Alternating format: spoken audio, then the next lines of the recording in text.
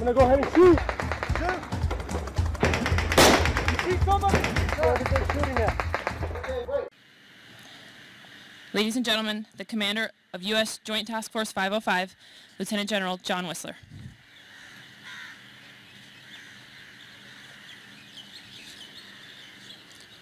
Good evening, ladies and gentlemen. As was stated, I'm Lieutenant General John Wissler, Commander of Joint Task Force 505. I want to thank you all for being here tonight. I'm joined tonight by Ambassador Peter Bodie, the United States Ambassador, by Assistant Secretary of State Nisha Barwal, who is here on a fact-finding mission to see how we can do humanitarian assistance and disaster relief in a more effective way across the entire region, and also with my good partner, Bill Berger from the OFTA USAID and the leader of the DART team, who is here in Nepal. At this time, I can confirm that we have located the wreckage of the UH-1 Yankee Huey helicopter that's been missing since Tuesday, the 12th of May. Because of the nature of the wreckage, it is unlikely that there are any survivors at this time.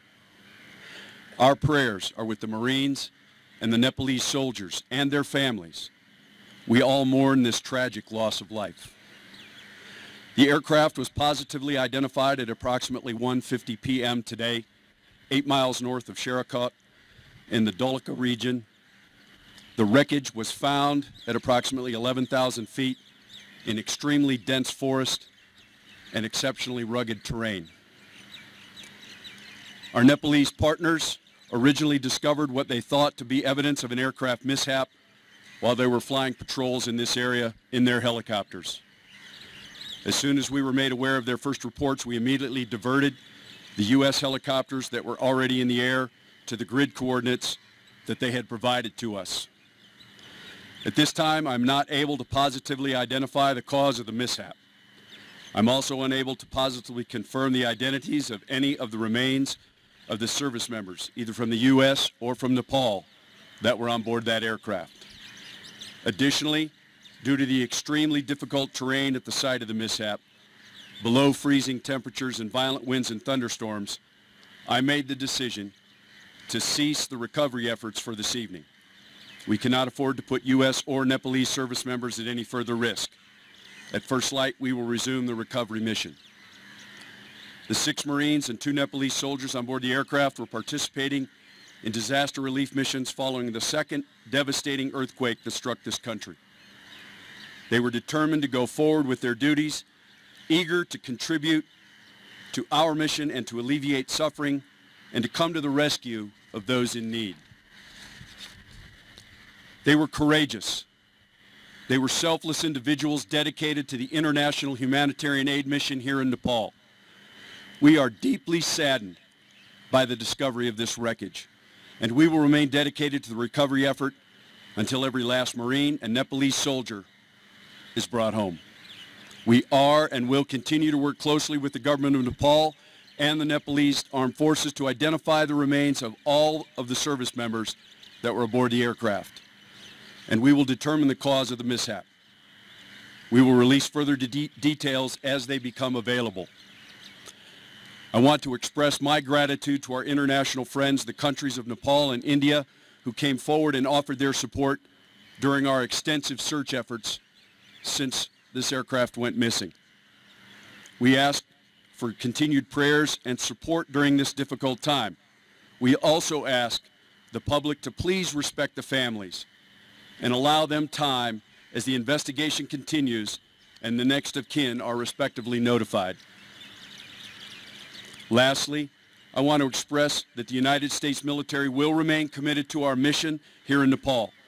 While we mourn the tragic passing of our service members and of the Nepalese Army, we recognize that the Nepalese people have suffered a loss of thousands of their own citizens. We will continue to stand with Nepal as long as our friends need our help. The sacrifice that these Marines and Nepalese soldiers have made for their respective countries will not be forgotten. Their memories will live on through the lives they touched during this disaster relief operation and in their previous service to their countries. At this time, I'll take your questions.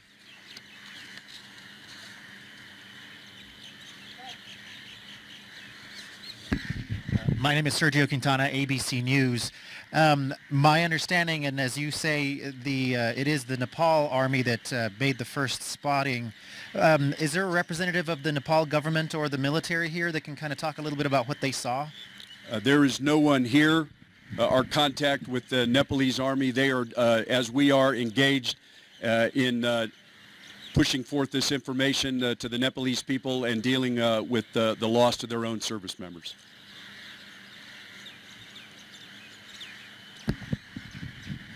Tommy Wilkes, Reuters. Can you confirm if any bodies have actually been found? The Nepalese Army have said that 6 bodies have been discovered at the site. We have not been able to positively identify any of the bodies at the scene of the wreckage. William Angelucci from NBC News. What resources are you bringing to this? We are bringing both U.S. And Nepalese resources to this at this time.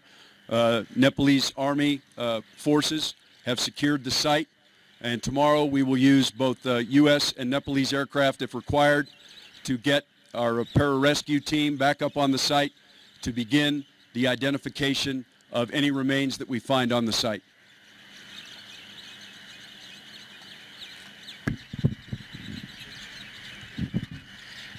Again, Sergio Quintana, ABC News. Is that airspace restricted, and is there any particular reason why it is restricted? Has the United States actually asked to have that happen?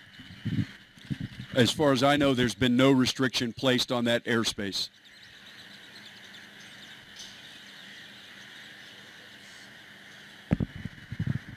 William Angelucci, NBC News. What's the protocol of bringing back the damaged aircraft back to Canada, back to here? Our aviation mishap board will be on deck this evening or early tomorrow morning. They will move to the site, and based on what they determine as the most effective means to identify their responsibilities in conducting the aviation mishap board, we will then proceed to recover wreckage when it is appropriate.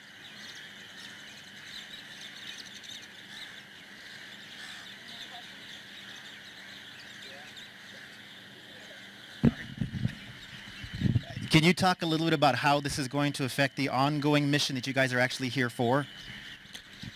It will not affect the ongoing mission other than the fact that we will continue to mourn the loss and observe the sacrifice of the great soldiers from Nepal and our Marines who lost their lives. But we will continue executing relief just as we've done throughout the day today. We will continue to execute relief to get shelter kits to those most affected populations that are inaccessible by other means. This is Binaj with the Associated Press. Sir, can you confirm that the U.S. Officials have actually reached the site of the crash? I'm sorry, I didn't... Any of the U.S. Officials has actually reached the site? Yes, we have had U.S. personnel who reached the site, but due to the severe conditions on the site, they came back to gather additional personnel and additional equipment so that they can execute their responsibilities on the ground beginning tomorrow morning.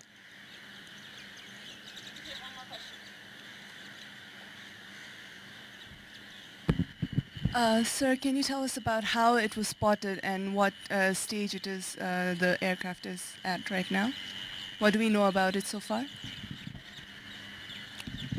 What do I know about the condition of the aircraft? It was a very severe crash, and based on what we saw in the condition of the aircraft, we believe that there were no survivors, but we have not been able to confirm that. As I said, we have not positively identified any remains at this time. Thank you, ladies and gentlemen. If there are no more questions, let's proceed tonight. Thank you.